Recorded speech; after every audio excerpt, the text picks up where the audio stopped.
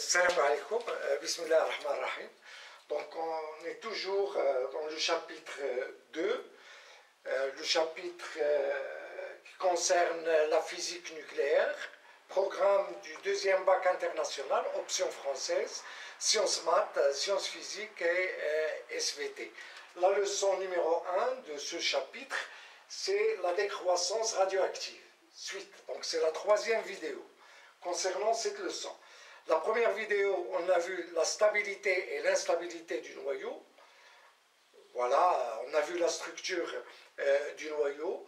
Puis on a vu la radioactivité, à savoir que la radioactivité est une transformation nucléaire qui concerne le noyau. Donc c'est une transformation nucléaire naturelle, tabi'iyya, spontanée, tilqa'iyya, imprévisible dans le temps, dans laquelle un noyau père instable se transforme en un noyau fils plus stable avec une émission d'une radiation. Voilà, une radiation alpha ou bêta moins ou bêta plus ou gamma. Dans la deuxième vidéo, on a vu les différentes radioactivités, la radioactivité alpha, la radioactivité bêta moins, la radioactivité bêta plus et la radioactivité gamma. Puis on a vu la famille radioactive. Donc dans cette troisième vidéo, on va aborder la décroissance radioactive. Petit 1, loi de la décroissance radioactive. La radioactivité est un phénomène aléatoire. ظاهرة عشوائية. ما كنعرفوش من فاش كيكون عندنا واحد العينة ديال لي نويو راديواكتيف ما كنعرفوش في واحد اللحظة معينة شكون هو لو نويو qui va se transformer. Voilà. Donc la radioactivité est un phénomène aléatoire. Une étude statistique, donc on fait une étude statistique. دراسة إحصائية ديال l'ensemble de noyaux. Une étude statistique montre que la décroissance radioactive obéit à une loi exponentielle donnée par la relation n de t égale à n0 exponentielle moins lambda t. Tout à l'heure, je vais vous parler de l'exponentielle, de la fonction exponentielle et ses propriétés. Donc, la radioactivité est un phénomène aléatoire, une étude statistique montre que la décroissance radioactive obéit à une loi exponentielle donnée par la relation n de t est égal à n0 exponentielle moins lambda t. n de t, c'est comme si on écrit par exemple f de t. Voilà, n de t, c'est une fonction. n de t est égal à n0 exponentielle moins lambda t. n0, c'est le nombre de noyaux d'un nucléide radioactif à l'origine des dates t égale à 0. Donc on a à l'instant t égale à 0 un nombre de noyaux radioactifs. Donc bien évidemment ces noyaux vont se transformer au cours du temps. Voilà, donc N0 c'est le nombre de noyaux d'un nucléide radioactif à l'origine des dates, T0 égale à 0, et N de T c'est le nombre de noyaux radioactifs restants à l'instant de date T. À l'instant, donc il y a un certain nombre de noyaux qui se désintègrent et un certain nombre de noyaux qui restent à l'instant T. Donc N de T c'est le nombre de noyaux restants à l'instant de date T. Et lambda c'est une constante qui est caractéristique du nucléide radioactif. Donc chaque nucléide radioactif est caractérisé par une constante lambda. Donc lorsqu'on vous donne le nucléide radioactif, on vous donne sa constante lambda qui s'appelle la constante de désintégration. Donc l'unité de lambda, donc T dans le système international des unités, T c'est en secondes. Donc lambda T est sans unité. Voilà, lambda T. Donc les dimensions de lambda est égale à 1 sur les dimensions du temps. Les dimensions du temps, ça nous donne en quelque sorte l'unité. Voilà. Donc les dimensions de lambda est égale à 1 sur les dimensions de t est égale à les dimensions de t moins 1. Puisque t dans le système international c'est de secondes, donc lambda s'exprime en secondes moins 1. Dans le système international des unités, ça c'est très important. Dans le système international des unités, lambda s'exprime en secondes moins 1. Mais on peut utiliser minute moins 1, heure moins 1, jour moins 1, an moins 1, voilà. Donc ça dépend des données.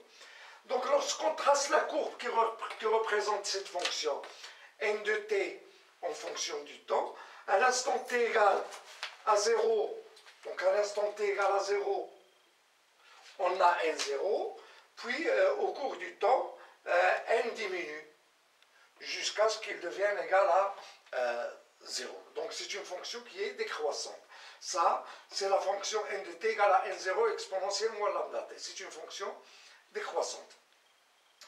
Donc on peut faire une assimilation avec un autre phénomène aléatoire.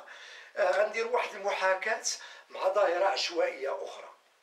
Par exemple, إذا كان عندنا داك لو دي، داك الدادوس، داك المكعب اللي فيه 6 ديال لي فاس، واحد لافاس فيها نقطة، لافاس الأخرى فيها جوج، لافاس 3 4 5 6. ومني كنطلقوا المكعب ما كنعرفوش شكون هي لافاس اللي غنحصلوا عليها، واش اللي فيها نقطة ولا اللي فيها جوج ولا فيها 3. دونك هي ظاهرة اللي هي عشوائية. حنا شنو غادي نعتبروا؟ غادي نعتبروا ان ملي غادي نلوحوا الدادوس داك المكعب، الا عطانا لافاس نيميرو 1 صافي دير بان داك المكعب سي ديزانتيغري، تحول. اذا شنو غادي نديروا؟ غادي ناخذوا مثلا 100 مكعب.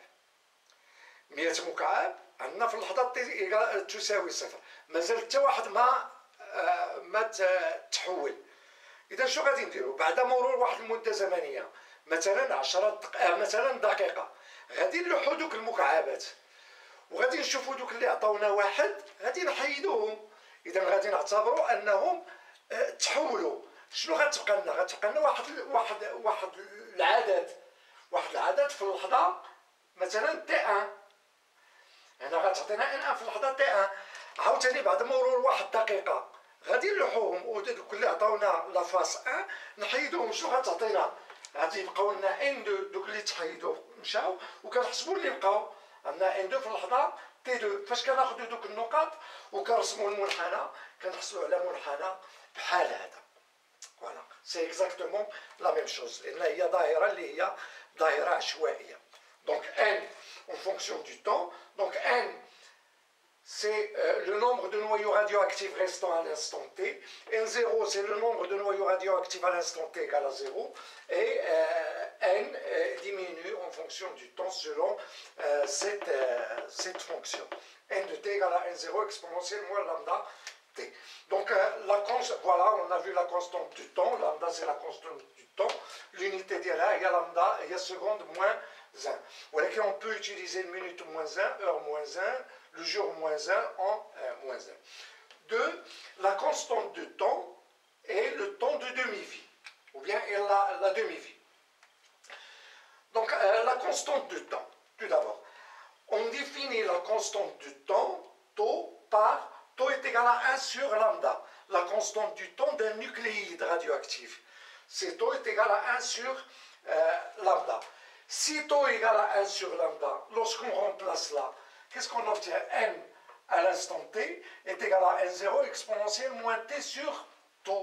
Donc la loi de décroissance radioactive, on peut l'écrire sous cette forme ou bien sous cette forme. N de t égale à n0 exponentielle moins t sur tau. Tau, c'est ce qu'on appelle la constante du temps. Donc à l'instant t égale à tau, pour t égale à tau, on a n à l'instant t égale à tau, égale à n0 exponentielle moins 1. Exponentielle moins 1, on peut la calculer à l'aide de la calculatrice. Et lorsqu'on... Voilà l'exponentielle, voilà, il est là. Donc voilà l'exponentielle. Voilà. On dit exponentielle, voilà, lorsque t égale à tau, donc on a moins tau sur tau, ça nous donne exponentielle moins 1. Et lorsqu'on calcule l'exponentielle moins 1, on trouve 0,37. Donc à l'instant t égale à tau, on a 0,37 N0. J'ai oublié de vous dire que E est égal à 2,718 à peu près. C'est un nombre réel qui est égal à 2,718.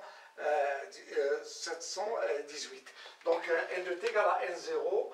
E, c'est 2,718 exponentielle, voilà, à la puissance moins lambda t. On va voir ça tout à l'heure. Donc, n à l'instant t égale à taux est égal à 0,37 n0. Ça veut dire qu'à cet instant, 37% de noyaux radioactifs qui restent.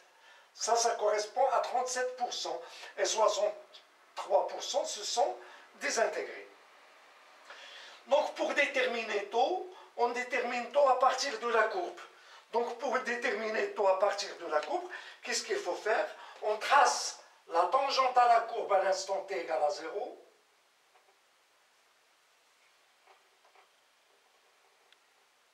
Et cette tangente coupe, voilà, coupe l'axe des temps à l'instant t égale à taux. Donc si on vous demande de chercher taux, graphiquement, voilà, on vous donne la tangente. On vous trace la tangente, il suffit de la prolonger jusque-là et on obtient taux. Ou bien, à l'instant t égale à taux,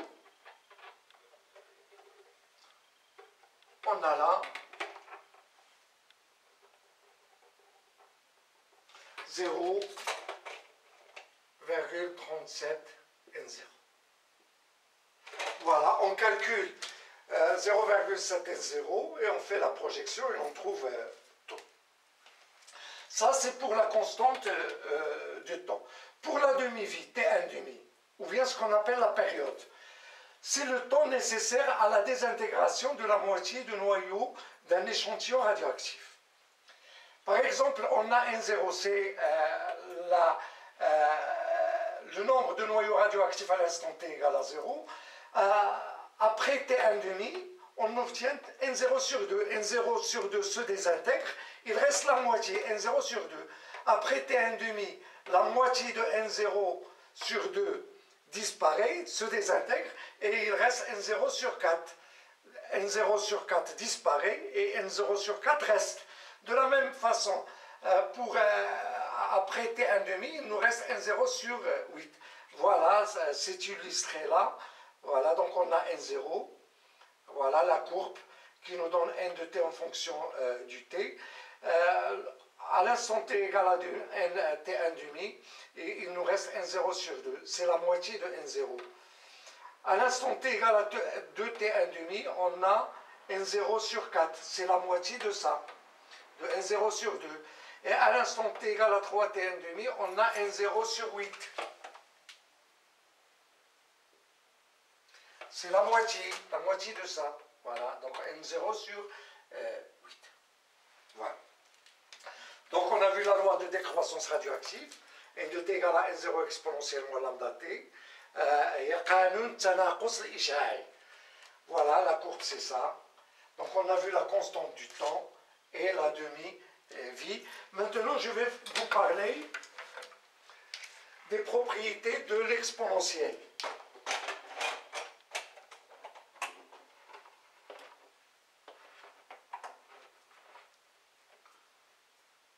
Voilà la fonction exponentielle.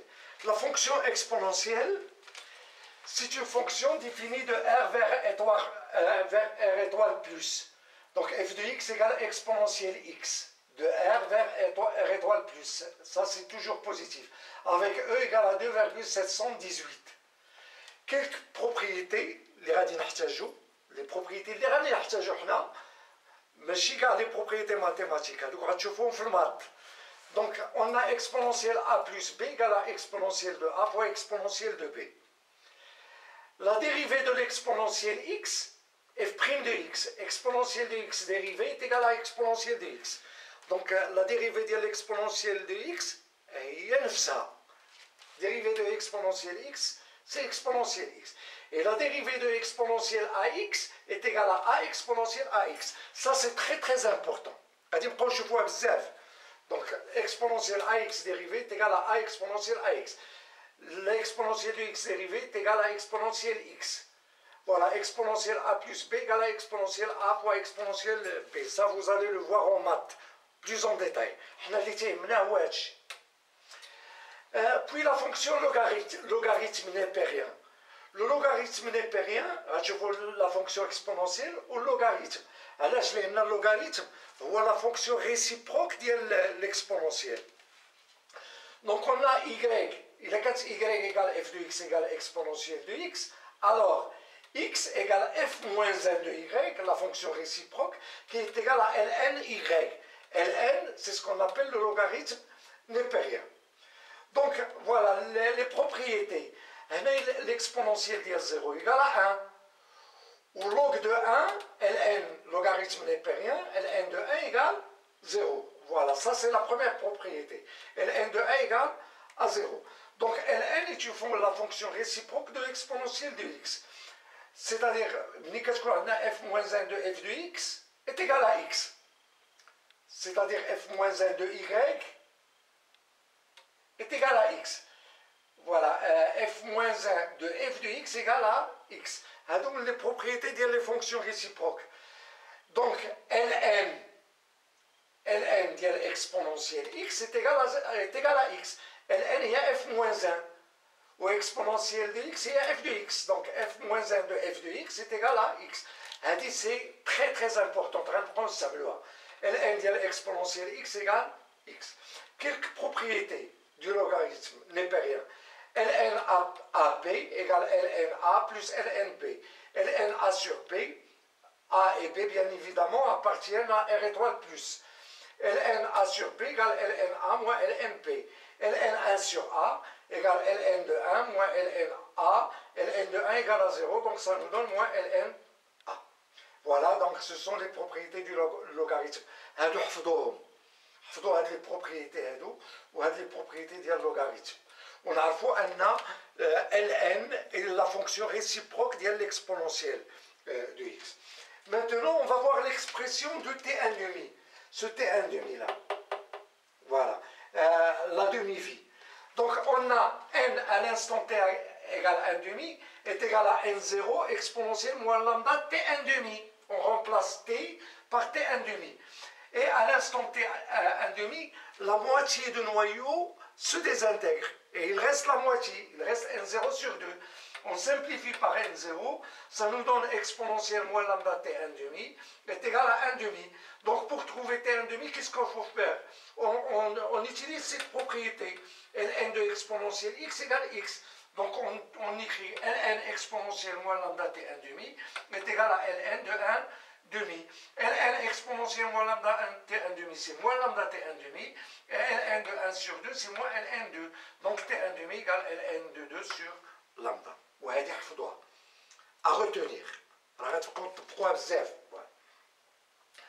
Donc les propriétés de l'exponentielle, les propriétés du logarithme népérien et l'expression de t1 demi, comment كيفاش يمكن لنا نلقاوها. لأن parfois تيقول لك montrer que t1 demi est égal log de 2 sur lambda. Donc on a vu la loi de décroissance radioactive, la constante de temps, la demi-vie et l'expression de la demi-vie. Donc ainsi se termine cette vidéo. Et si vous aimez ce contenu, faites j'aime, partagez la vidéo et s'abonnez à la chaîne. Et à bientôt.